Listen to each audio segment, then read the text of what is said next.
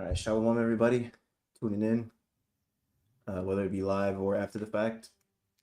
Um, this This topic is going to be about women's role in Israel, women's role in general, and how women are supposed to contribute to the bigger picture, to the body, to their husbands, if they have them or not, and just how to be a woman in the knowledge of the truth. Because, contrary to popular belief, um, women can actually learn a lot from men as far as how to be women because women came from men. I mean, that's not a far out topic because you can read about it in the Bible. All right. So let's go to Genesis. Let's go to the beginning. Genesis chapter 2. Okay. Now, before we get into anything else though, I want to qualify before we start. Now, we're not on here to bash women. We're not on here to degrade women or say that we don't care about their opinions. We're just simply here to give you what the Bible says. Thus saith the Lord, thus saith the Holy Bible. Because we can't go off of our own emotions. Being separated from the world, we have to think differently. And like it says in Romans 12, you have to be transformed by the renewing of your mind. So coming into this knowledge, you have to have a new mindset on how you can better serve the Most High. So it's going to require a lot of sacrifice and a lot of change. So I just want to get that out there because, we'll get a lot of pushback, from our own people, you know, yeah, you can't say that to women. You're being mean. You're being rude.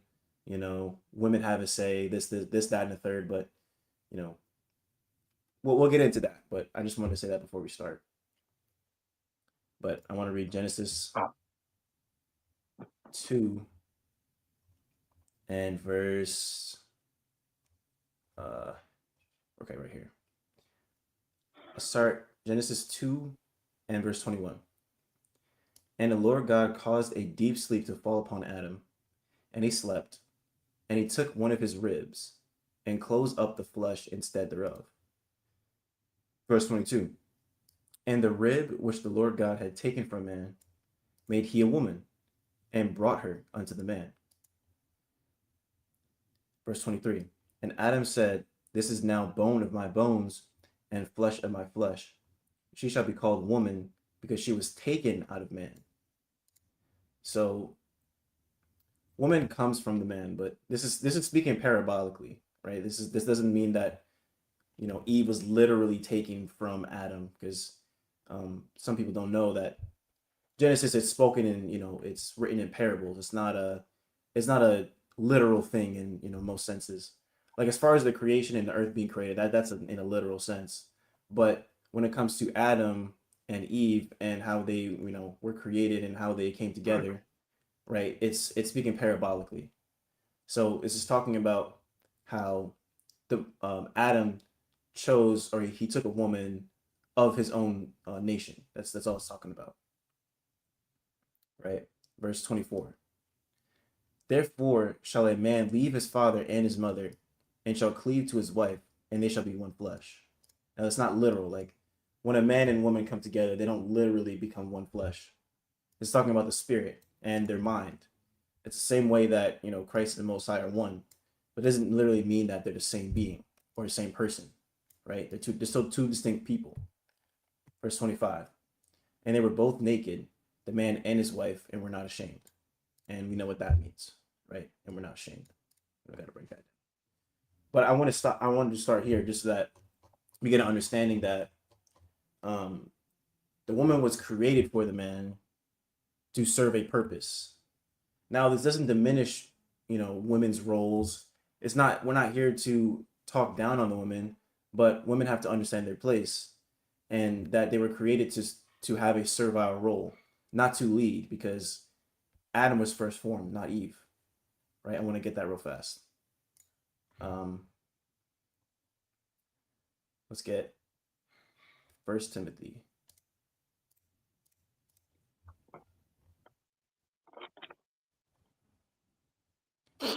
Now, 1 Timothy 2 and verse number 9. In like manner also, that women adorn themselves in modest apparel, with shamefacedness and sobriety, not with braided hair, or gold, or pearls, or costly array. So women ought to carry themselves, adorn themselves, present themselves modestly, not showing off your figure, not, showing off all the skin that you can possibly show, not wearing, scant clothing, as some people would say, not being, having a promiscuous, apparel, but they have to be shamefaced, meaning they have to be humble. They have to be, um, they're not supposed to show their goods off to the world, right? They're not that's meant for your husband, right? And sobriety, not partying, drinking every single weekend, going to this function, that function, being high all the time. They have to be sober because Satan is always trying to get the advantage on you. So you need to be vigilant. You need to be aware, right? Not with braided hair or gold or pearls or costly array. Now, it's not saying that you can't wear these things. It's saying that a woman's modesty doesn't come from their outward appearance entirely. Like it's little about the outside, and it's more so about the inside and how you present yourself in the spirit, right? It's going to explain that in verse 10. But which becometh women professing godliness with good works, because that's what's most important.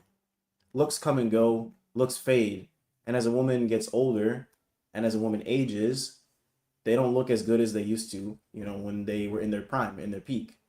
So at the end of the day, your good works are going to speak for itself, right? So you want to have good works above, the outside appearance. But obviously we can't be simple. We have to have those things together. You want to be shamefaced, right, on a physical level, but you also want to be shamefaced on a spiritual level. I mean, you want to be meek, you want to be humble, you don't want to be in everybody's face, you don't want to, try to usurp authority. We'll get into all that, right? But the point I wanted to get at, I'm sure brothers are going to go into this, this passage here, but I just wanted to, because we just talked about Adam and Eve. I'm gonna jump here, and then brothers can go to the other verses. But verse 13, this is really the point that I want to get. For Adam was first formed, then Eve, right? And Adam was not deceived, but the woman being deceived was in the transgression.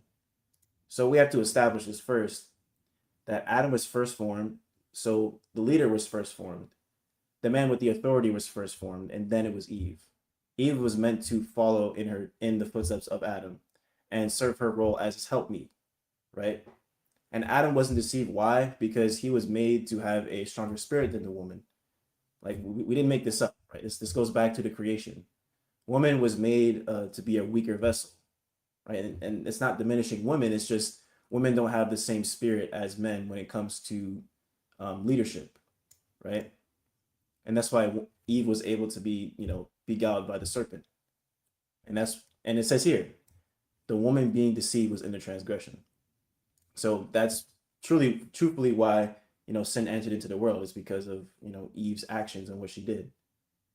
Now you know we're not going to turn a blind eye to what Adam did, because Adam wasn't right either, because he basically went along with what Eve did.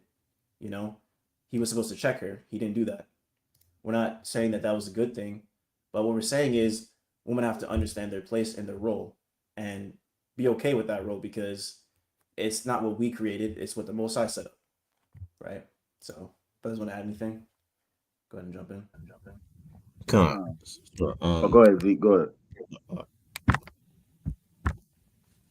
ahead. so here's a role for here's well, let's go into a role that's not for women though. It's to teach in church. And throughout the Bible, you won't see a woman teaching it. Like teaching or leading a congregation in the church, it was always a man's job. Get me Psalms 82 and 6.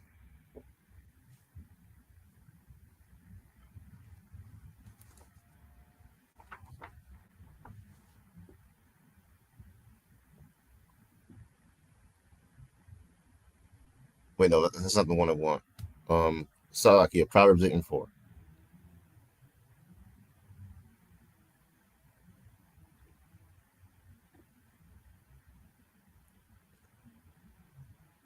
Can you make it a little bigger? It reads, "Unto you, O men, I call, and my voice is the sons of man." So this is the Most High speaking. So he's mainly talking to the men. And what are the men and what are the men supposed to be doing? They're the ones teaching the Most High. They're the ones who only teach Christ, because his voice is only to the sons of man. So from here, go to 1 Corinthians 14 and start at 33.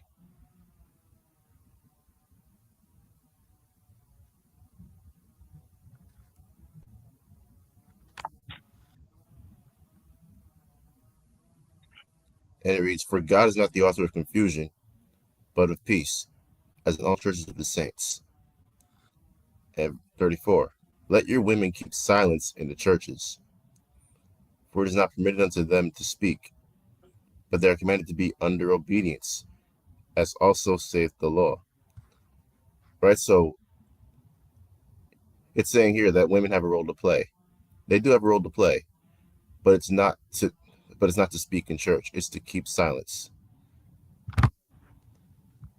It's it's to keep silence and be obedient under the man who is the head of that church, who should be the head of that church.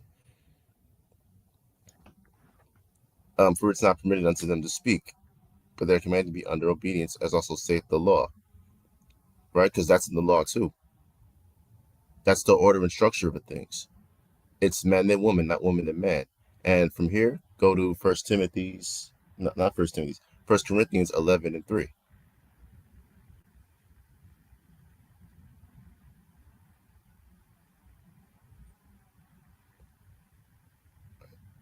"But I would have you know that the head of every man is Christ, and the head of the woman is the man, and the head of Christ is God." So that's the order and structure. There is order and structure in the Bible, because one last verse. Go to chapter 14 and verse 40.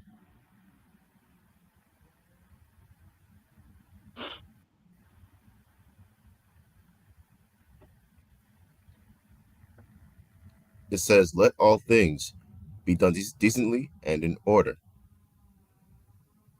All things have to be done decently and in order in everything. In this case, when it comes to serving the Most High, there's there's the order structure that we just mentioned: God, Christ, man, then woman. There's no other way around it. There's no other way around it. And with that, I yield. Um, Great points. I wanted to go back to what the brother Yeshaya brought out in Genesis in regards to Adam being first formed, and I wanted to give just a little extra context to it, because a lot of people believe that the man was literally made first, and it's what it's saying is, like you brought out, he was chosen to have a leadership role, because man and woman were created simultaneously. Because we really go into the story of the creation in terms of man, you'll know that there were other people in the story already. It's just that Adam and Eve were the focal point of the story, and the emphasis is on the man per se, because the man is the head. So I just wanted to preface with that, and also going back to Corinthians, the 11th chapter, verse 7. It says, "For a man indeed ought not to cover his head, for as much as he is the image and glory of Yahweh, but the woman is the glory of the man." So when you read Corinthians, the 11th chapter, it goes into the order, it goes into the divine order of, man, woman, Christ, Yahweh, things like that. And it speaks on how a man should not have his head covered when he prays, because if he does so, he dishonors his head, which is Christ. And in the same manner, a woman is supposed to have her head covered when she prays. That way she honors her head, which is her husband, right? But it's again, it says, for a man indeed ought not to cover his head, for as much as he is the image and glory of Yahweh, but the woman is the glory of the man. So we as men, we are the image and glory of the Most High. We are that direct. We're supposed to be that replica, that direct line to the Father for our wives, and they have to have that respect for us as such, right? And it says, for the man is not of the woman, but the woman of the man.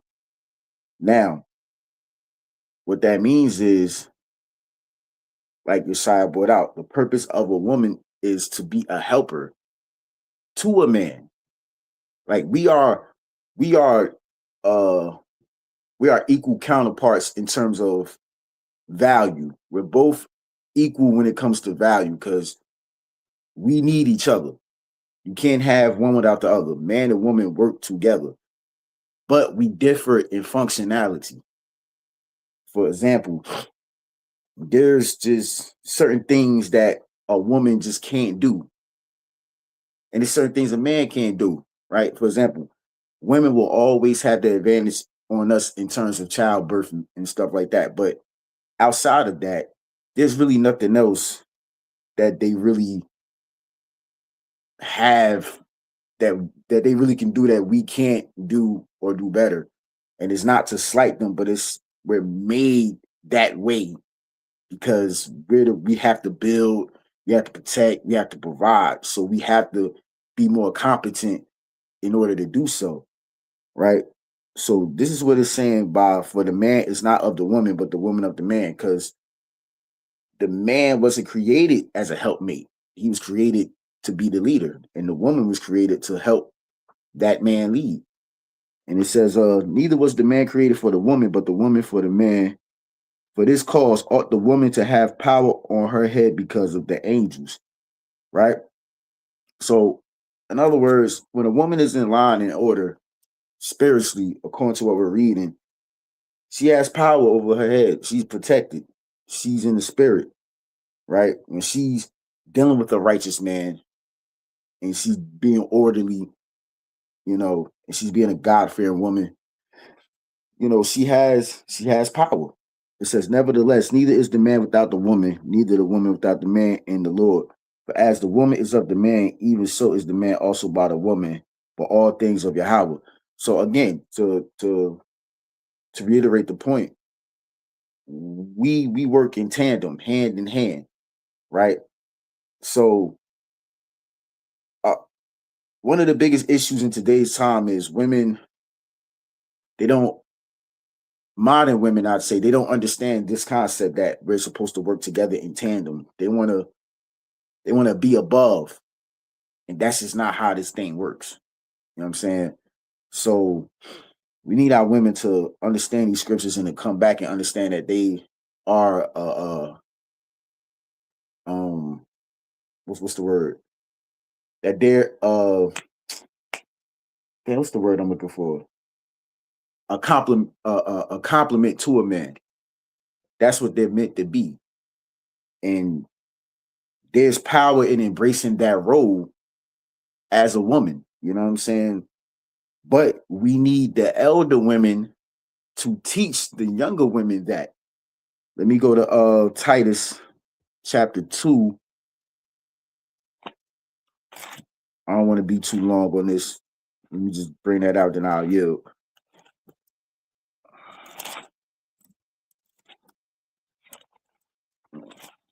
Titus, the second chapter, verse 3. It says, the aged woman likewise, that they be in behavior as becoming holiness, not false accusers, not giving too much wine, teachers of good things. So we need our elder women, our mothers, our grandmothers, our aunties.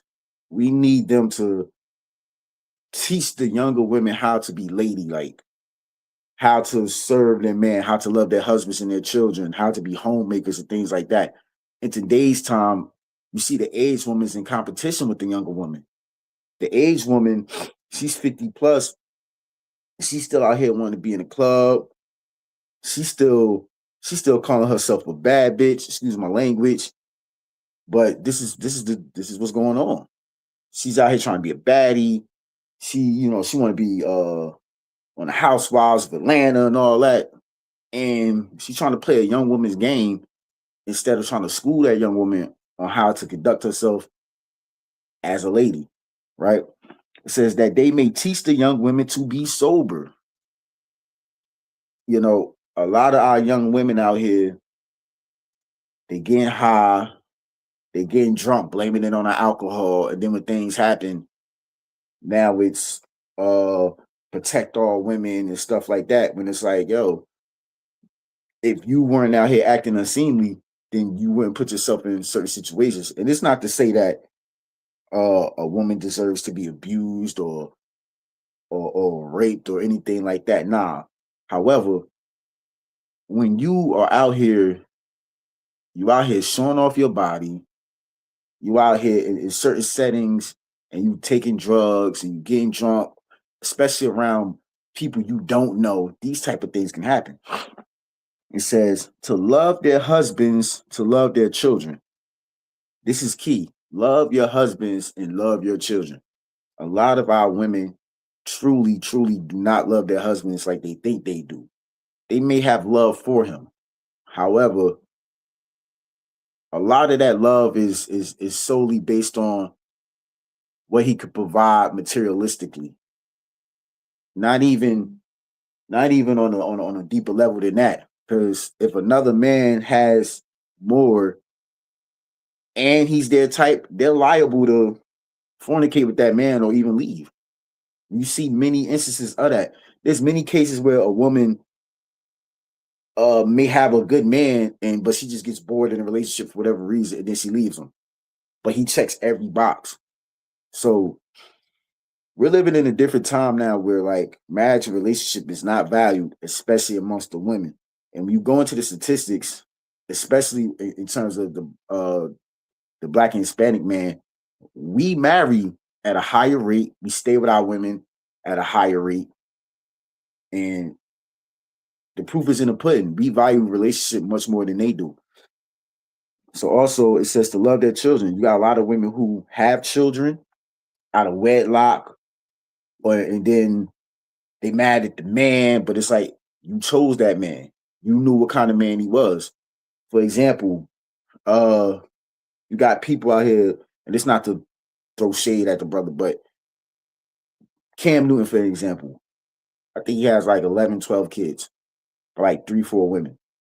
Women will know that and still get with that man and then be mad at him if he doesn't stay with them. But it's like, ma'am, you knew he had X amount of kids by X amount of women. What were you expecting? You know what I'm saying? And then now, because you got a bad relationship with the father, you're taking it out on the children, especially if it's a boy, because he might remind you of the father, whatever the case. Now you feel some type of way, or it don't even got to be that situation. You got a lot of women who may have had kids young and now they're resentful because they feel as though they missed out on their prime years and they want to go wild and things like that. So they kind of can be neglectful towards the child. It says to be discreet, chaste, keepers at home. A lot of women don't know how to just sit down and just tend to their household. They want to be in everybody's business. A lot of them these days don't even have like domestic skills. A lot of women can't cook, don't clean, can't balance a checkbook. They can't knit, can't sew. Like, what can you do other than twerk? Right. Okay, you can twerk. What else is there? Right. Good, obedient to their own husbands, that the word of Yahweh be not blasphemed. That's the key thing right there. Being obedient to your own husband. A lot of women will take the opinions of another man over their husband. And that is crazy right there. Your husband can be giving you sound advice, but you won't take it from him, but you'll take it from a outside source, which is what Eve did. That's what she did. She took a doctrine from another man instead of listening to the doctrine that was given to her by her husband, which was given to him by the Most High directly. And look what it cost her. Look what it cost her. You got the work boo situation. All these women out here with the work boo. Then you got women. Yo, did y'all see that? Did y'all see recently women? This one woman paid Chris Brown $1,000. She had a man and everything. They went to a concert. She paid him $1,000, and Chris Brown is on stage humping her and kissing on her and all type of stuff. Mind you, a man is in the crowd, right? So this is what's going on out here, and like the brother said, like he opened up. We're not out here to bash or shame women. Well, we're not out here to bash, but I'm here to shame bad behavior in women because that's what's missing. Right. That's what's missing. We're not shaming the bad behavior. And let me just pull one more scripture, and I give up the floor. Salaki, if I'm a little long-winded with this, but That's the one.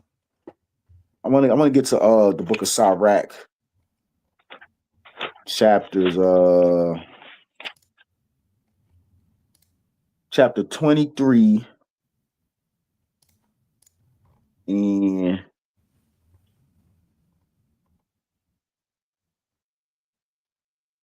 I know what you want. You want 25, right? I think it's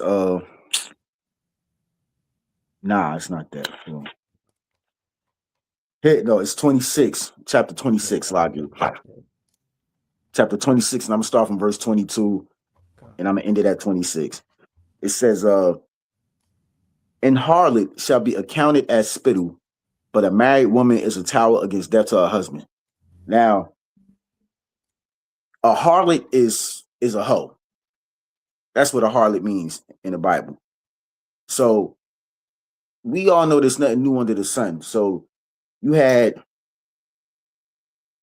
hoes, dots, whatever you want to call them. You had that back then. They been that. You always had that kind of woman. The difference is, at least back then, they wasn't so out with it. They used to at least hide themselves. They wasn't, today's time, they just out with it. They don't even care. At least back then, they had some discretion with what they was doing, right? And it says, a married woman is a tower against death to her husband. Why is she a tower against death to her husband? Because the scriptures tell you, he who finds a wife finds a good thing. Because a woman that embraces her role as a wife, she understands how important her husband is. And she understands how important her role to him is. And she's going to do what it takes to keep that relationship going. She's going to do what it takes to make sure the house is good. And, to take care of her man. That's if she got a righteous man, of course. But if she's a righteous woman, she's going to do her job. So, and it says, a wicked woman is given as a portion to a wicked man, but a godly woman is given to him that feareth the Lord. So a lot of women out here, y'all mad at men about the choices you made. You knew this man beat on women. You know why? Because you heard about the last sister he beat up. But because he looked good, or he might have money, or whatever the case it is, he had a name in the streets, or whatever the situation, you thought you was going to be different. I don't know why you thought that. This man is who he is, right? So as women, you got to understand how to choose men. You got to know what to look for. And it says, if you're a righteous woman, you'll get a righteous man because you'll know what to look for in a man. You'll know to look for, like, is he a God-fearing man? And if so, okay, is he say he a God-fearing man? Is he really practicing what he preach? How does he live his life? And based off of, those answers, you'll know, okay, this is a good man. This is a man of sound judgment. This is a man of wisdom. This type of man I need to be with. You won't be out here being abused and misused and mishandled because you'll make smarter choices. It also says, a dishonest woman contemneth shame, but an honest woman will reverence her husband. Got a lot of women that lie on their husbands, especially if they went out to marriage. They'll they'll degrade him, make him look as if he's less than what he is. Try to diminish his role. Try to try to make it seem as though he wasn't take care of his responsibilities and this, that, and the third, just because they went out the relationship or because they did something that was wrong, right? And it says, but an honest woman will reverence her husband. An honest woman will respect her husband. She gonna love her husband. She gonna, again, cater to the relationship the best she can. A shameless woman shall be counted as a dog, but she that is shamefaced will fear the Lord. So we know what that means by she shall be counted as a dog. We all know what that word represents. We ain't got to say it. But again, it's nothing new under the sun. So been had harlots and hoes, and you've been had the B words. That's been a thing forever. So, and it says, a woman that honoreth her husband shall be judged wise of all, but she that dishonoreth him in her pride shall be counted ungodly of all. So, God-fearing woman, she's gonna respect her husband. She's gonna love her husband. She's gonna see the God in him, and she's gonna speak to that. She's going to hold him accountable, but she's never gonna disrespect him. A shameless woman is gonna do all of the above. And in today's time, we don't shame women enough for their bad behavior. We shame the man. The man we always under the fire for something. And it's respected if it's the truth. We as men, we can take it like, you know what? We wrong for that. But the women, you can't tell them nothing. You can't tell them how to dress. You can't tell them how to act. You can't tell them nothing. But yet they want your provision, they want your protection and your leadership, and it just don't work that way. So with that, I yield. Oh, beautiful points. Beautiful points. Great perspective as well. And I want to let me back off what the brother was saying, and I want to use First Peter, chapter 3, because the brother brought us some great points. I mean, we're not here to, you know, purposefully put women under us and abuse them and not care about their feelings. Like the reason why we're going into this is because we care. We actually, we love our sisters and we want them to be the best version of themselves. But until they realize the power that they truly hold and how they ought to carry themselves according to what the Most High says, things are not going to work out, right? So I'm going to start at First Peter chapter 3 and verse number 1. It reads, likewise, ye wives, be in subjection to your own husbands, that if any obey not the word, they also may without the word be won by the conversation of the wives. So the women have to not only be in subjection to their husbands according to the Most High, they also have to be in subjection so that they can win others. Because it's about creating an example. Like what we do is not solely for us in this knowledge, in this truth. Now, you have to seek out your own self-salvation with fear and trembling, like it says in Philippians 2. But at the same time, you have to be aware that what you do can affect others around you, and how you present yourself can affect others around you. That's why, brothers, when we go out there and teach, and we go out there, and be fathers to the fatherless, and go out there and help the homeless, whatever the case may be, we have to walk in a certain light. We have to walk as, the image of the Most High. That's why we were created to be such. So we have to walk in that purpose. And in doing that, we inspire others and we can win others. We can convert others just by us being our righteous selves, right? And that goes, without being said for the woman as well. Verse 2, while they behold your chaste conversation coupled with fear, right? Chaste conversation is conversation pertaining to, being a chaste woman. How can I, cook and clean, the right way for my husband? How can I, create my husband's favorite meal, or, prepare something for him when he comes off of work? things of that nature. Chase conversation, meaning, you know, how can I build this thing to, help my husband's garden? How can I have a green thumb? Like these are things that our women don't typically, think about. But the Bible actually goes into that. We're going to go into that in Proverbs 31.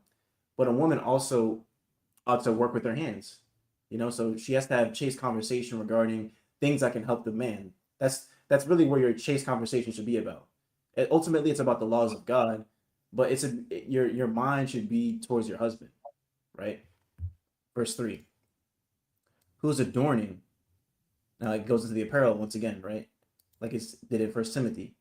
Let it not be that outward adorning of plaiting the hair and of wearing of gold or of putting on of apparel. So the adorning is not solely about the physical appearance. It's not about how low, it's not about how high your skirt can go. It's not about how low, you can show your cleavage, how much you can show your stomach. It's not about the outward adorning, because women, when they present themselves this way, men are not thinking in a righteous manner. I mean, automatically when you present yourself in, how do I put this? Automatically when you try to present yourself as someone that you're not, or you're going out of your way to go above and beyond about your looks, that says more about, how your spirit is on the inside. Because you're not worried about your inward appearance. You're not worried about how your spirit is. You're worried about how you present yourself outwardly to men, how you can, get looks from them, how you can get likes, approval, validation, right? You shouldn't be seeking that outward validation uh, as a, as your as your way, right? It shouldn't just be about the outward validation. You should be validated in you keeping the commandments. That should be sufficient. There shouldn't be anything else, right? Verse 4. But let it be the hidden man of the heart. That's important. How's your spirit? How's your mind? Right? It says in real quick, I want to get a precept. Uh Ecclesiasticus 37, real fast.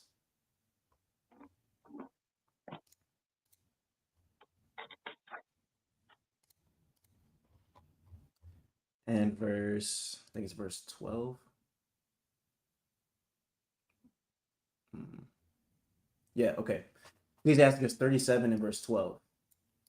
But be continually with a godly man, whom thou knowest to keep the commandments of the Lord, whose mind is according to thy mind, and will sorrow with thee if thou shalt miscarry. So a woman should try to get with a man who is after your mind, not your physical appearance, not how they desire you sexually. It should be about the man should be seeking after a woman who's after his mind. Are they going to be on the same accord? Are they going to act as one flesh? Are they going to be able to rule over the household in unity and teach the children the commandments? Because that's what our households are lacking. We lack the family structure that teaches the women and the children, and and in and with that structure not being there, that's why we have a lot of single parent households. That's why we have a lot of independent so-called women in the world, because they lack that family structure. They lack those that parent figure, of the figure of a good marriage. It doesn't exist in our communities, so that's why we have a lot of crime happening. That's why we gotta have a lot of emotional men that don't who don't have fathers, and they lash out and they do things. That it happens, right? So a woman should be after a godly man, one who knows to keep the commandments. And it's about the mind. Like it's like we touched on in Sirach 26, right? A wicked woman is given as a portion to a wicked man. So before a woman goes out to try and get a man, they have to make sure that their mind and their spirit is right, because um, what you are is going to attract, you know, whatever it's going to attract, right? So if you're a wicked woman, you're going to get a wicked man. It's the same way. It works vice versa, right? Um, Slovakia. Let me go back to First Peter.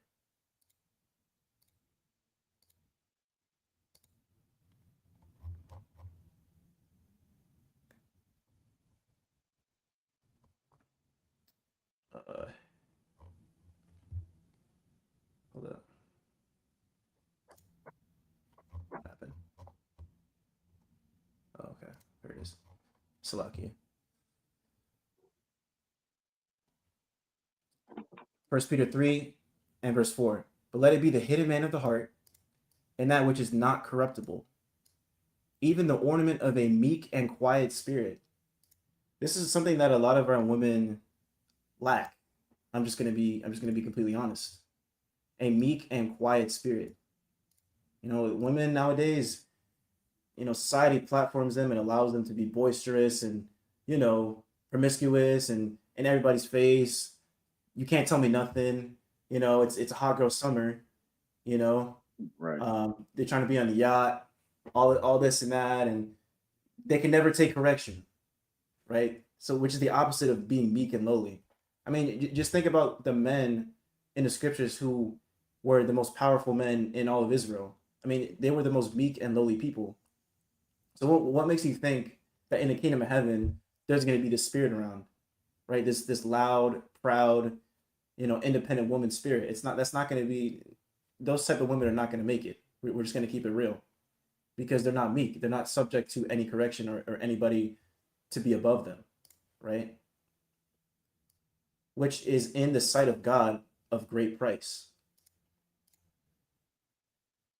For after this manner, in the old time, holy women also who trusted in the Most High adorned themselves. So we have to look on the examples of old, right? And it's going to give us one of the examples, but go back in the scriptures and read righteous women that we had and use them as an example. Don't use the modern women as an example, because they're not going based off upon the scriptures. Chiefly those women who we, you know, look up to in the rap industry, like, you know, Glorilla and, you know, Doja Cat and who else?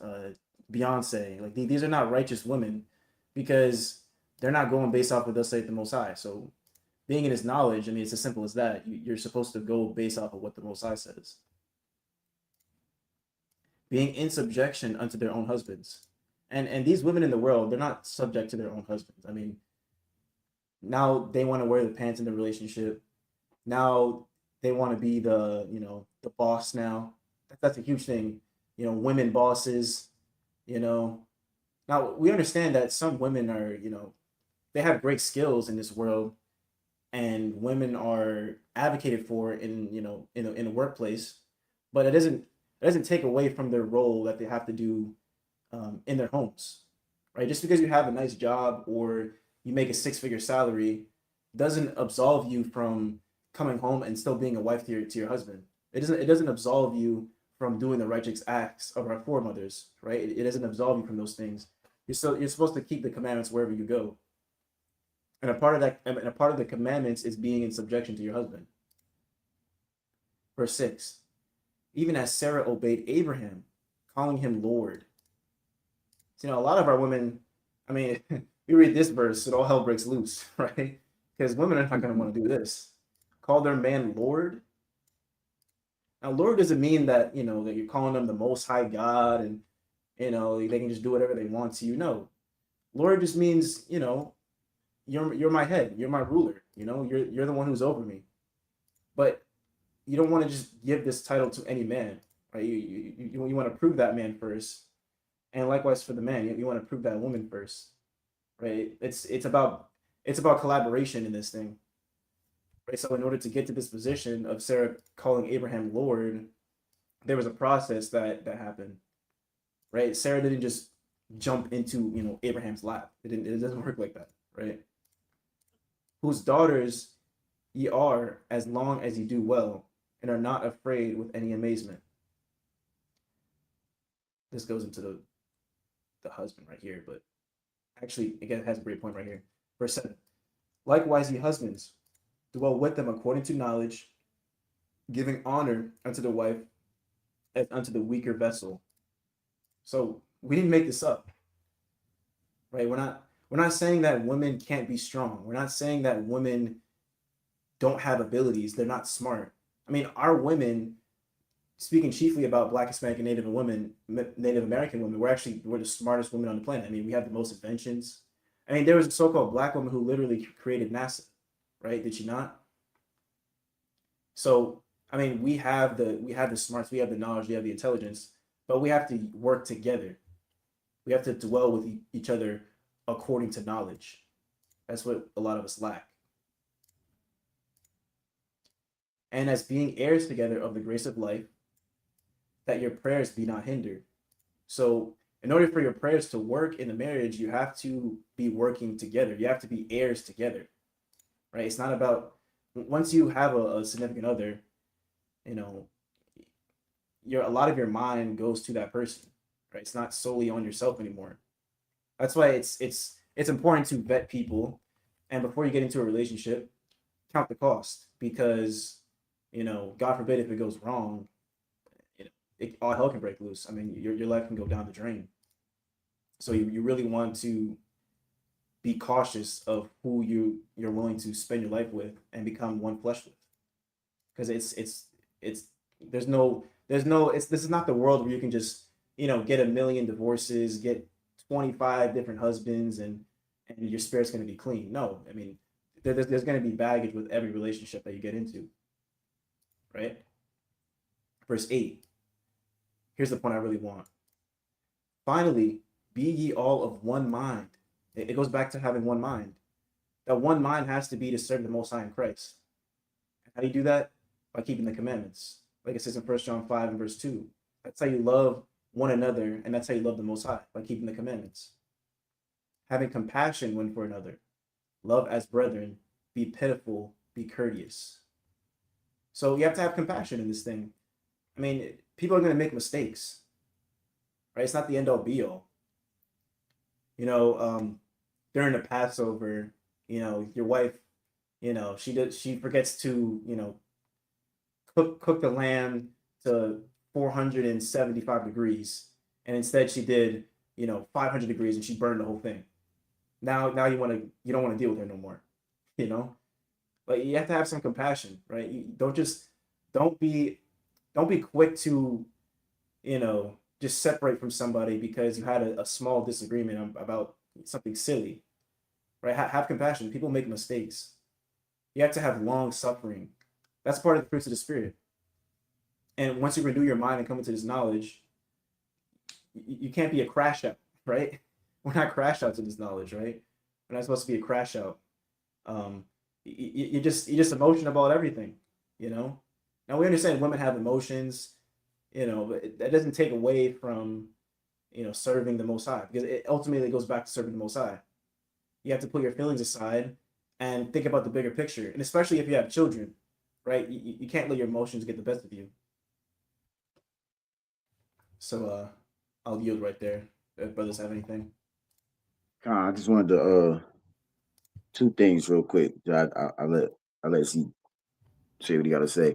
First and foremost, ain't no wife of mine cooking no lamb anyway on the Passover. Right. Yes. Now, but yeah, right. Going back to verse 6, I wanted to touch on something in the last line. And are not afraid with any amazement. So with that goes into like there's going to be trials and tribulations within a marriage, right? As a woman, as a married woman, you have to understand the commitment you made. You took a vow and an oath under the Most High through Yahweh. You made a commitment, a lifelong commitment. Understand that a marriage is supposed to be a lifelong commitment. So no relationship is going to be perfect, whether it's a friendship, a business relationship, and especially a marriage. There's going to be trials and tribulations. Your husband may lose a job. You may have to help him through that. He may get sick. Things may happen. And you can't be shaken and easily rattled when these things occur. And then now you went out the relationship because you can't handle some tribulation. So that's very key as a woman to understand. And like today's women they're not built the same, right? As our foremothers. They're not built the same. Our foremothers, they endured a lot more. They they were a lot stronger mentally. And a lot of women, when you say stuff like that, oh well, they didn't have the resources and they had to deal with this, that, and the third. No, it ain't even that. It's just they understood their place. A lot of these, lot like not my before my grandma passed, my grandma was very skilled in a lot of things. My grandmother, not only was she a homemaker, my grandmother had automotive skills and stuff like that. She knew how to build stuff. Like, this women don't know how to do no shit like that. Excuse my language. They not even as skilled as our foremothers were. It's just that they have more access to certain things, but mentally and spiritually, they just not as strong. And so I just want to touch on that because again, touching on the divorce rate, when you go into why women divorce a lot of times, it's always irreconcilable differences. Okay, what does that mean? When you get into the actual situation of what happened, oh, he yelled at me. Okay, so y'all had an argument, he yelled at you. Okay, maybe he called you the B word. I'm not saying he right, but at the same time, as a woman, what did you do to stoke that response from him? What did you do? Is that it? Hell, I've heard you say that to you and your friends many of times. Now, one thing don't necessarily have to do with the other, but the point I'm trying to make is, as a woman of the Most High, in a marriage especially, understand the commitment you made and understand like that was a an oath you took, and the Most High is big on you keeping your oaths and your pledges, and you can't just do away with your marriage because you're uncomfortable for a time. You have to work through that. And how do you work through that? With the scripture. That's how you do that. So with that, I yield. You want anything? Yakazakala? Con. Back to what you said, Ishaya, about the independent woman spirit. Right, the Most High is truly against that. You know that it is, right? Like, the independent woman spirit is like saying woman doesn't need a man or she can do it all by herself. It's really going to be too much for her. Like back to what we said. No matter we could wrestle for a reason. They just can't handle what a man can. It's always the man that was created to handle more. Like, think about the situation with Adam and Eve. What do you think? What do you think happened to Eve after she had that independent woman spirit? She was tricked by that serpent. Adam would not have been tricked.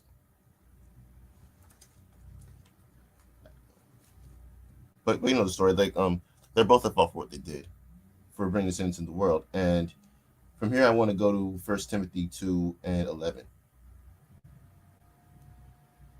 This is going back to the woman and her role in her role in the church. It says, "Let the woman learn in silence, with all subjection."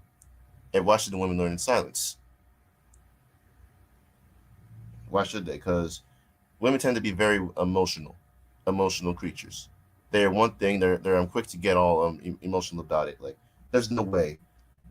For example, there's no way they're quick to say, what Bible are you reading? It's the same Bible you read in church that's just sitting on your shelf collecting dust. But I'll read it again. Let the woman learn in silence with all subjection. But I suffer not a woman to teach, nor to usurp authority over the man, but to be in silence. So definitely women have to be in silence, especially in the church, because they always tend to get the best of them. In every case, like, it's not once again, we're not knocking on women. I'm just saying, we're just saying there's a divine order and structure, and you are to obey it. And I'll read 13. For Adam was first formed in Eve. It's not saying man was created before woman. It just says, back to what Knox said, they were created at the same time, but men were just given more responsibilities. And Adam was not deceived. Verse 14. And Adam was not deceived, but the woman being deceived was in the transgression. And verse 15. Notwithstanding, she shall be saved in childbearing if they continue with faith and charity and holiness with sobriety. So that's the role of the woman right there. You just have to be sober. You have to be sober. Have to be like-minded with your be like-minded with your husband if you're married, because um because the man is like-minded with Christ. And let's go back to 1 Corinthians 14.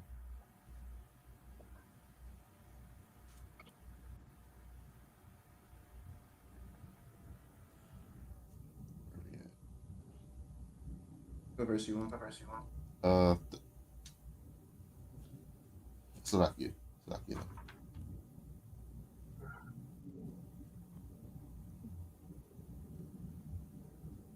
Why not? Proverbs 9. Go to Proverbs 9:13.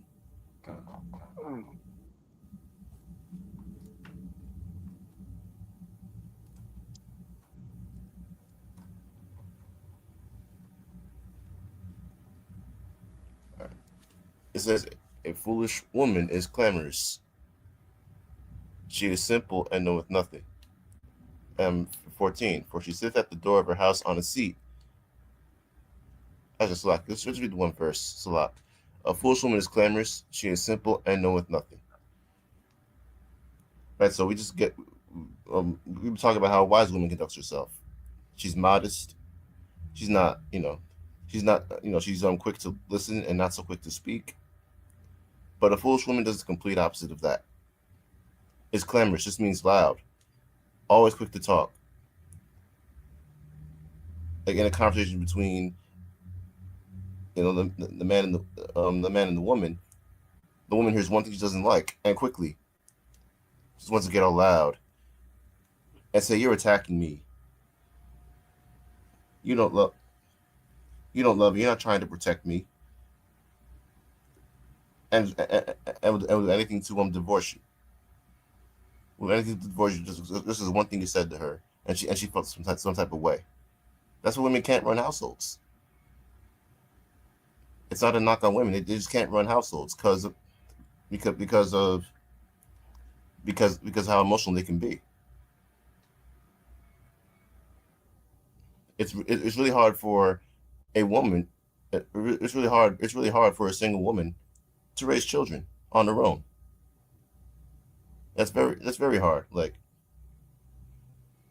children have mothers, yes, but who do they need more, mothers or fathers? Can you answer that? They need both. Yeah. Right, but who's more important though? It has to be the father, right?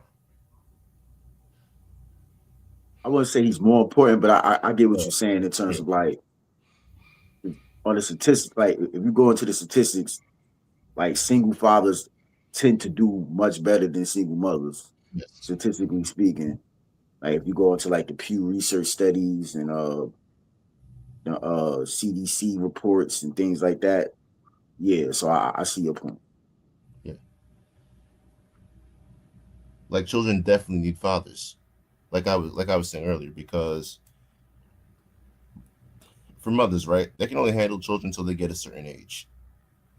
Like I'd say, like as soon as they start school, then bring that father in to discipline them.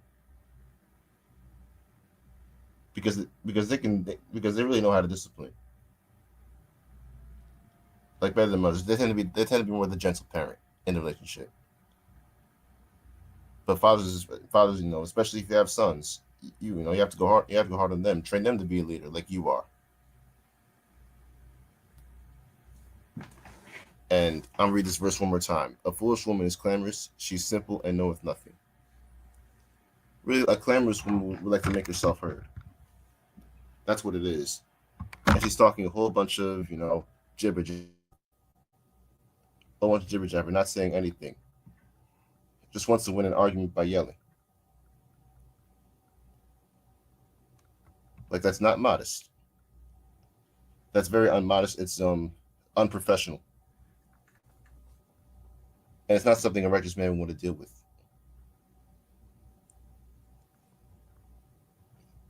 Not at all. And with that, I yield. Hmm. Beautiful points.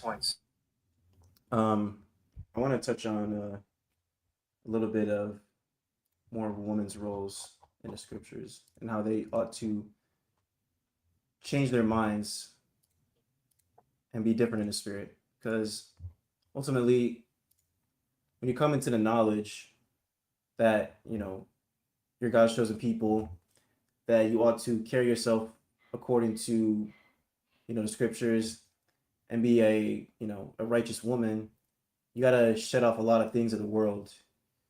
It's, you shouldn't look to, be a single mother or, be single for the rest of your life with a bunch of cats as companions. You just watching Netflix and eating ice cream all day long. You got your job, you got your Pilates membership. Like, we're not, that's not how you're supposed to think as a woman. Now, we understand things happen, right? Women can be widows. Some women could be infertile. Some men may just never want to deal with them. We understand that. But the Most High will make a way, as long if you have faith. But you have to come into the knowledge, having the mindset to be a righteous woman, right? 1 Timothy 5 and verse 14.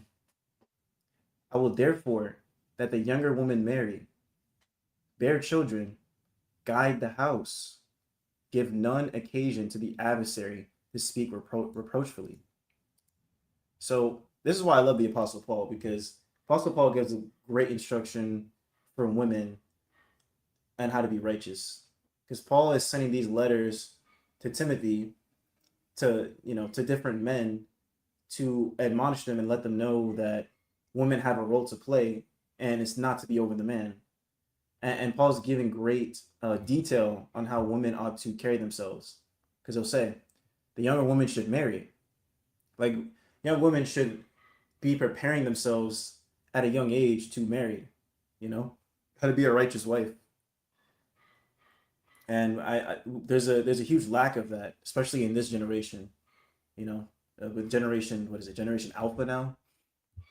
So a lot of our women, they're taught to, not rely on a man for anything, never give your strength unto men, stuff like that, you know. So the women should look to marry. So in order to be married, you have to prepare yourself, mentally, physically. I mean, there's an account in the scriptures that I always love to go to. Now, this is a heathen, but he was in the right mindset as far as, proving women, right? Let me get I think it's chapter 2.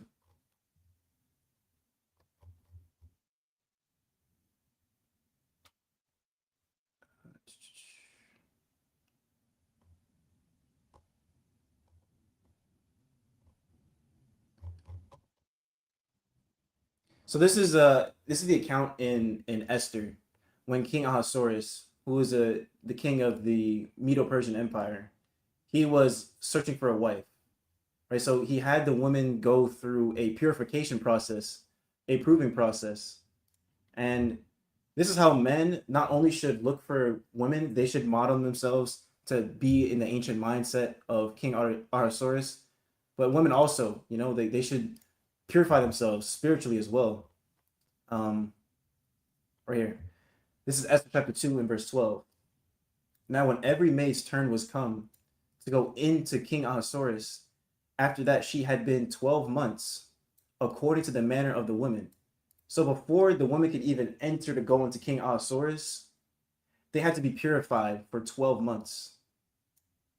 I mean, a lot of our sisters can't even wait, after they get out of a relationship or after they're talking to somebody, they can't even wait to hop into the next thing, for a week or a day or two, just automatically to the next thing, to the next fling, to the next,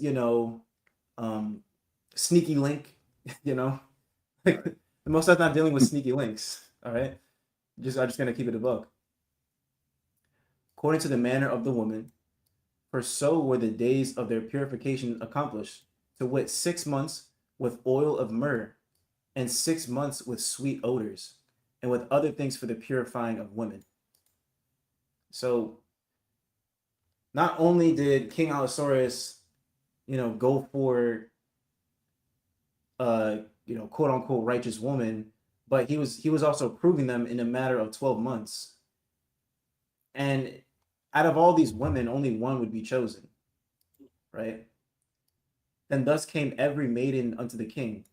Whatsoever she desired was given her to go with her out of the house of the woman unto the king's house.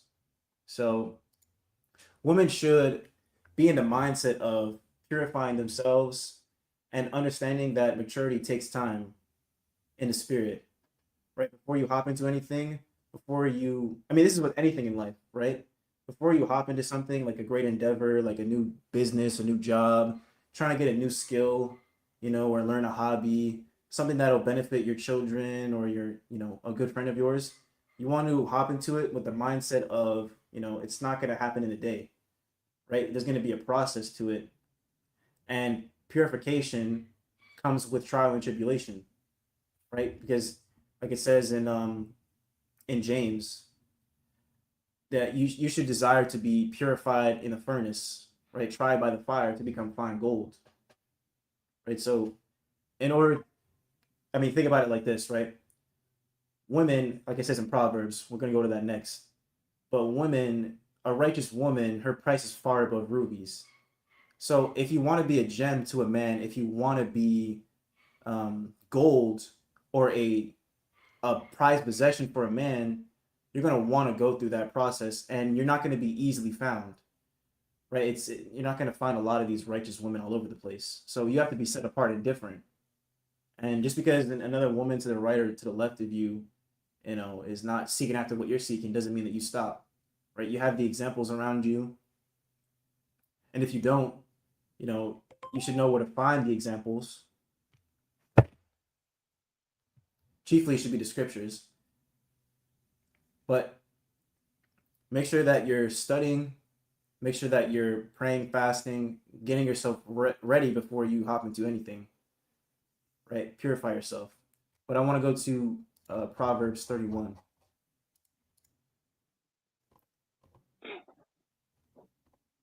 Classic. I passed it. So okay. Proverbs 31. Now we're not going to read this whole chapter.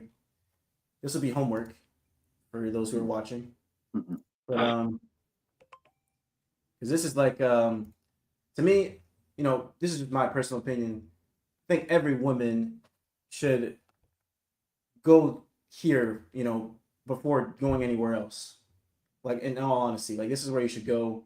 Like, how your mind should be, how you should operate, how you should move going forwards. Like, this is a great. Solomon dropped some great knowledge because it didn't even come from himself. It came from his mother, right? I'll start at verse 1, Proverbs 31 and verse 1. The words of King Lemuel, that's another word for King Solomon. That's another way to say his name. The prophecy that his mother taught him. So his mother taught him this knowledge, this wisdom. What, my son, and what the son of my womb, and what the son of my vows, give not thy strength unto woman, nor thy ways to that which destroyeth kings. So, last time I checked in the scriptures, there's no such thing as a king and a queen. It's not a thing, right? Because women were made to be princesses. They were made to help that king and strengthen him. There's no, every time that there was a woman who tried to rule over Israel, all hell broke loose, right? So, men, there's multiple accounts, like King Solomon included. He gave his strength unto many women. And what happened? The king was rent from him, and it was given to his 2 sons, and the kingdom was split. So men are not to give their strength unto women, and women shouldn't try to, how do I put this? Women shouldn't try to usurp their authority over the man. Whether it be in a situation of, king or queen, or even in the household. Because in the household, the man acts as the king. Right? On a micro level, or on a macro level, the man acts as the king. Because he delegates the household. He makes the final decision, the final say. Right? So you shouldn't try just to one up your man on everything. Your man's going to the gym once a week. Now you're going to the gym twice a week. your man's doing this, he's learning this skill, now you want to learn it. Like, you shouldn't be so quick to try and match him, because ultimately you can't. You weren't made to do You weren't made to do such, right? So don't try and usurp authority over him. Understand that when the man falls, the entire system and structure is going to fall because he's the head. Like, we didn't make up the structure. Now I want to go to verse 10. Here's the important part of Proverbs 31.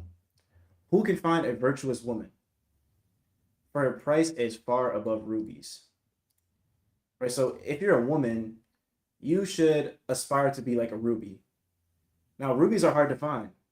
If you're digging, if you're mining, trying to find gems, rubies, sapphire, whatever the case may be, it's an endeavor. It's a process. You're not just gonna 9 times out of 10, right? You're not just gonna strike a rock and find a ruby right away. It takes some time to dig in there. You got to clean it out a little bit. You got to examine the ruby. It might not even be a ruby at first, but you got to keep on going. You got to dig in different places. So it's an endeavor, right, to find that ruby. So with a ruby, or with any treasure for that matter, just think about it, how a woman dresses, right?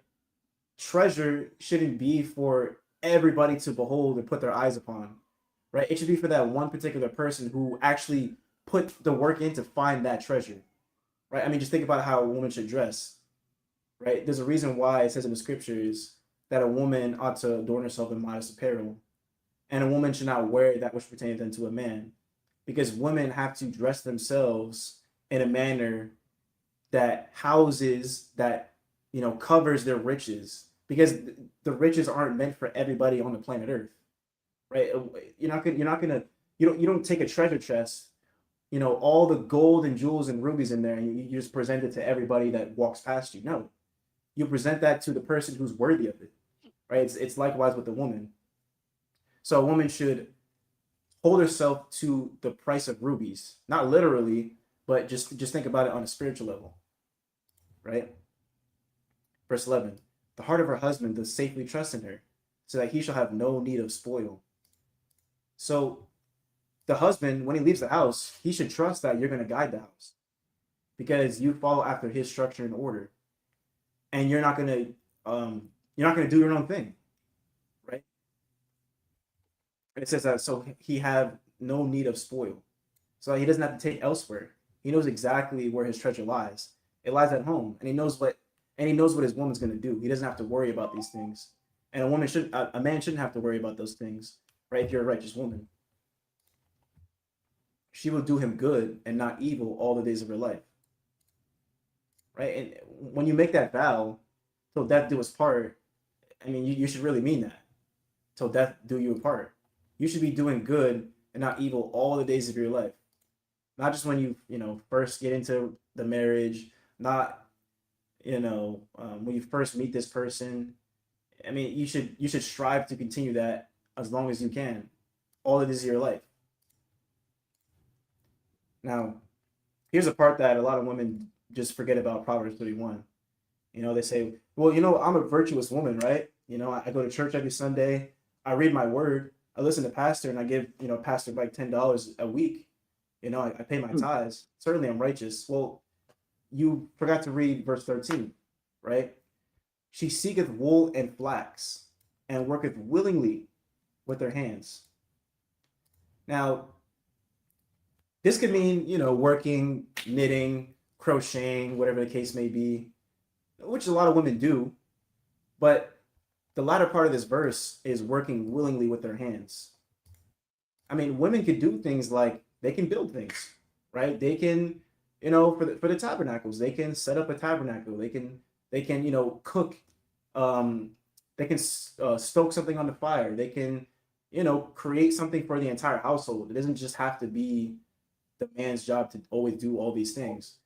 I mean, of course, the woman and the man should work together, but the woman could sometimes, she can get her hands dirty. A lot of women are afraid to get their hands dirty, and it hinders the man because the man has to do so much, by himself, and he's spread thin. But a woman who is after his mind is going to be willing to do those things as well, right? Verse 14, she is like the merchant ships. She bringeth her food from afar. And the women in the ancient world, I mean, they weren't lazy, right? They were not lazy. They were willing to get up, go to the market, walk a mile or two, whatever the case may be, walk to this location to get this. And she brought her food from a different region, right? She didn't just sit in the house all day and just watch TikToks and scroll, you know what I mean? And do her nails and all this extra stuff. She was willing to sacrifice herself for the betterment of the family, right? She riseth also while it is yet night, and giveth meat to her household, and a portion to her maidens. Right? So she would rise up early in the morning, while it's even in the nighttime, right? She would rise while it is yet night. So, I mean, your job doesn't just stop when you come home. Like, as a woman, you have a job also when you get to the home. Like, your job is to watch over the children and to give meat for your household. So you have to sacrifice. Even when you're tired, you're gonna have to do these things. When you want to go to sleep, when you want to, turn on your, the real basketball, whatever that show is, Basketball Wives, right? I don't know if that's what it's called, but before you want to do your own pleasures, you're gonna have to sacrifice yourself for the household. She considereth a field and buyeth it. So she's industrious. She's good with her finances as well. A woman of the Most High, just because you're in the truth and you have, a man out there who's prophesying, shaking the hand, you know, he's a lion, he's this, righteous man, doesn't mean that you can't, have some of these qualities as well, right? Doesn't mean that you can't have some, it doesn't mean that you can't have a mind to get an education, right? Because a lot of women don't have educations, right? And they're not willing to because they think that a man just going to provide every single thing. Now you have to realize that in this economy, hard times are going to fall upon households. You might have some situations where a woman has to step up and provide for that, household for a period of time, because the man can't do every single thing, right? And we're not claiming that we can do every single thing, but just understand your role and know when to give, 40%, 60%, and sometimes you might have to give 100 while your husband's at zero, but it'll always fluctuate. It's never going to be 50-50. That's not realistic, right? With the fruit of her hand she planted a vineyard. Yeah, this is literally and this is spiritually. I mean, literally, women can have green thumbs. They can learn how to garden, plant. These are really important tools to have. I mean, in the case of Jacob's trouble and the times they're going to come upon this earth, I mean, having this skill will go a long way. You can have your household to survive off of the fruit of the land. She girdeth her loins with strength. Yeah, I mean, a woman could be strong. She could be gifted, physically.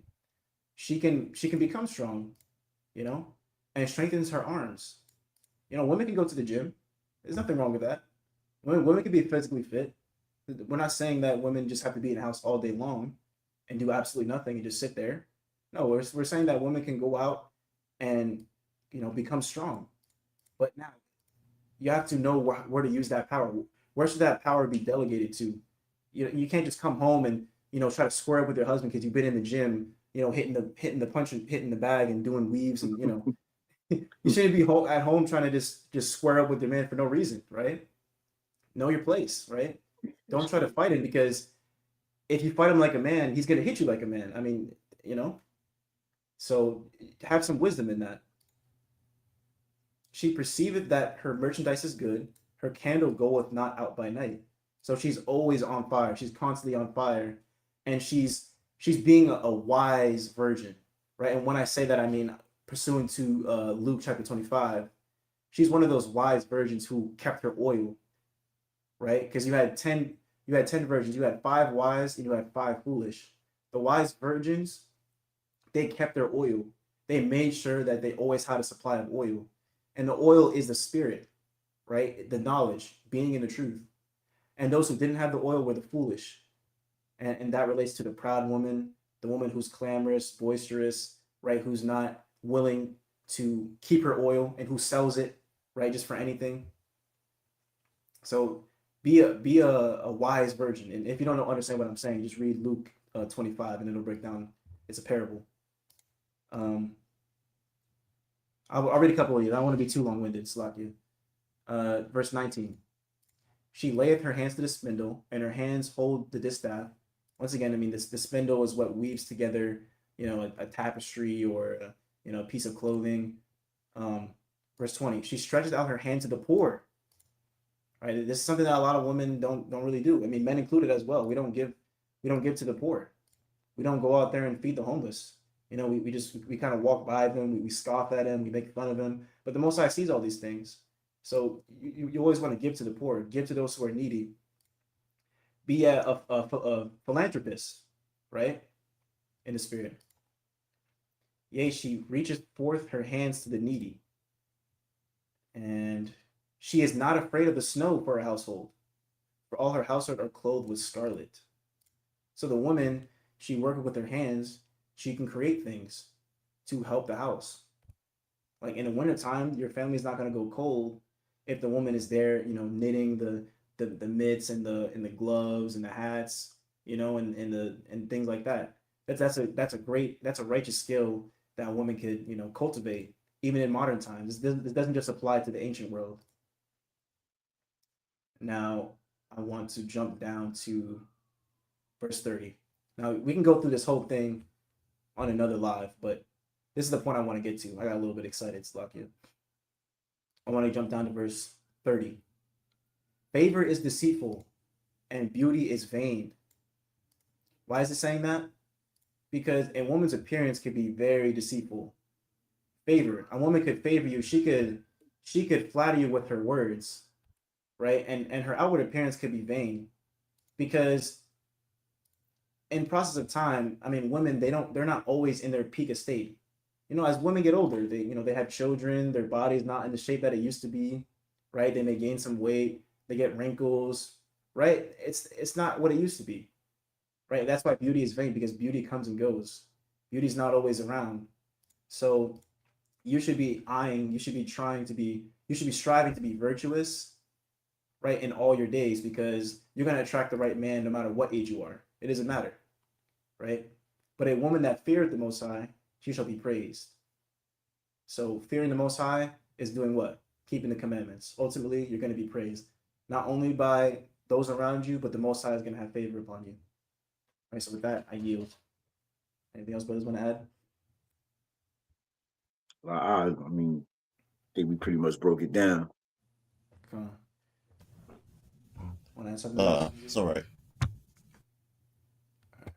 Before we close out, though, I want to give an example of a woman that's righteous, that those of you who are either watching this live or watching after the fact can get into and do some homework. So real quick, I want to go to Judith, the last chapter.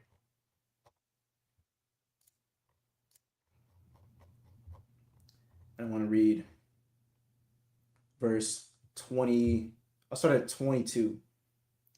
So actually, I'll start at 20. So this woman right here, she was a righteous woman in the sense that, I mean, she was industrious. She was wise, and she used subtlety to move and operate. And she saved the people. She saved Israel in a time of Holofernes and his men, right? They were trying to basically wipe out all Israel and conquer the land. But Judith was, I'm just giving a synopsis. You can go into this yourselves, but basically Judith infiltrated, she got into the camp, and at night she was able to cut off Holofernes' head after she used her, she used her charm basically. Right now, she wasn't doing it in wickedness. She wasn't trying to seduce him to lay with him. She was basically using her charm as an Israelite woman. We know our women being the best women. She was using that to her advantage, and she was able to infiltrate and save the people. Right? Dire situations call for drastic measures. Right? So there's going to be times where women have to not necessarily step out of their role, but they have to take on more physical roles or roles for the betterment of the people, because ultimately it comes down to how are we going to better our people. That's the mindset that we should have. But basically, this is the account right here. This is after the fact, after Judith went in there and cut off Holofernes' head, and she was righteous, right? This is the account of her, her legacy, right? Judith 16 and verse 20. So the people continued feasting in Jerusalem before the sanctuary for the space of 3 months, and Judith remained with them. Verse 21. After this time, everyone returned to his own inheritance, and Judith went to Bethulia and remained in her own possession, and was in her honorable in all the country. So after this battle happened, after Judith went in there and destroyed the army of Holofernes, she returned to her own possession, and she was honorable in the country. Everybody knew who she was because of what she did and how righteous that she was. This is how powerful that being a righteous woman can be to those around you. And many desired her. So many wanted to be with Judith, but none knew her all the days of her life. So even after her death, I mean, not after her death, but even after her husband's death, because she was a widow, I forgot to add that. But Judith was a widow. And after all the days of her life, after she had done what she did, because her husband Manasseh was dead, she did not want to know anybody because she was so set on being an example for the people of Israel, people of the land. She was so tied to her man, even in death, that she wasn't willing to remarry, right? Because she had respect unto herself. And this is when she died. But she increased more and more in honor and waxed old in her husband's house. So even on her own, even her being by herself on her own, she waxed more in honor and increased in wisdom. So it doesn't matter in what estate that you're in. If you have a whole heart to serve the Most High and to be virtuous and to be to yourself in righteousness, you're going to be honored. It doesn't matter. It doesn't matter what age you are. Being 105 years old, she was 105 years old, and made her made free. So she died in Bethulia, and they buried her in the cave of her husband Manasseh.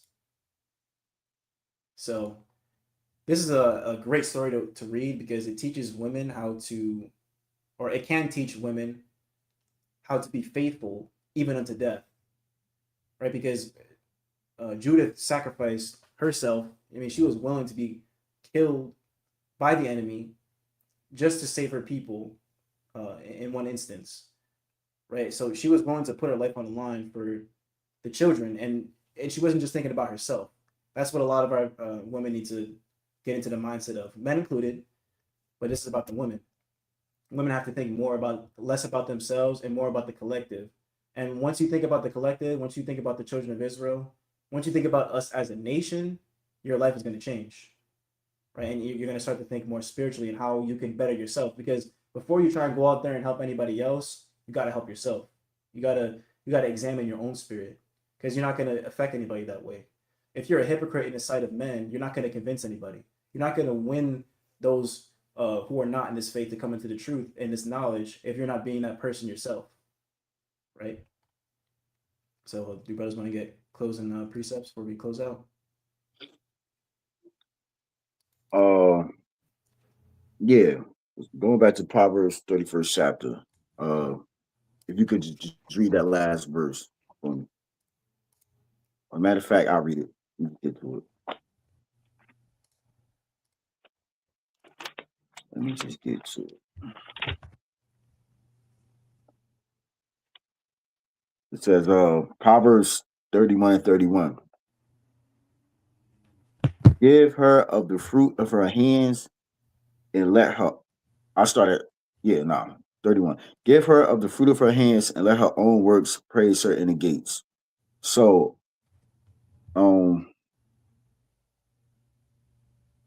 basically, like the brother was going into earlier, your job as a woman is not to just sit in the house all day. You have a job to do. So your job is, number one, be that helpmate, that perfect helpmate in your house to your husband, and to tend to the household. And women that do such, they are praised. They are praised by their community, they're praised by the church, and they're praised by their families. So with that, Not you.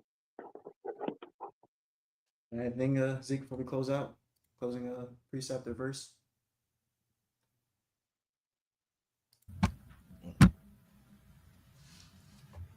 Let's just go to back to 1 Corinthians 14 and 40.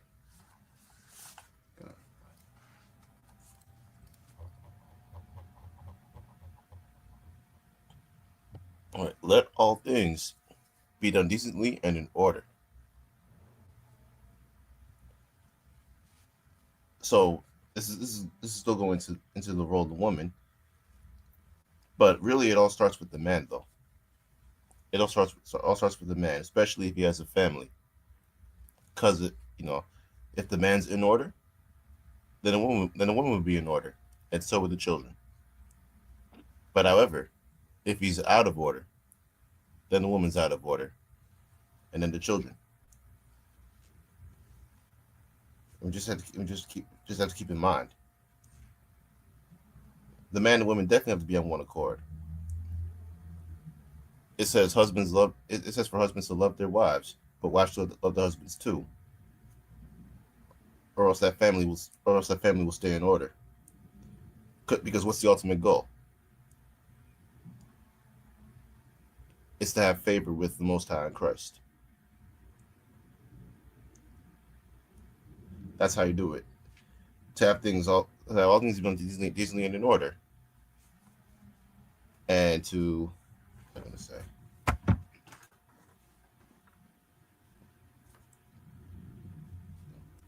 And do whatever God says, because He gave the order.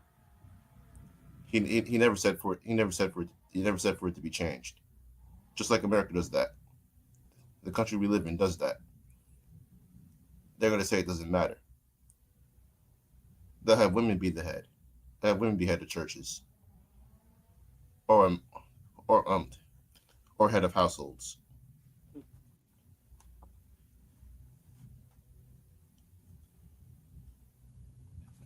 But absolutely not. Whatever the Most High says goes. There is no changing it or adding or taking away from it. And with that, I yield. God. All praises. All praises. Great points. And most high willing that those who are watching receive some edification in some way, shape, or form. And until next time, it's the brother Yeshaya. Ma. Yakazakala. And I want to say shalom. Come on. Shalom.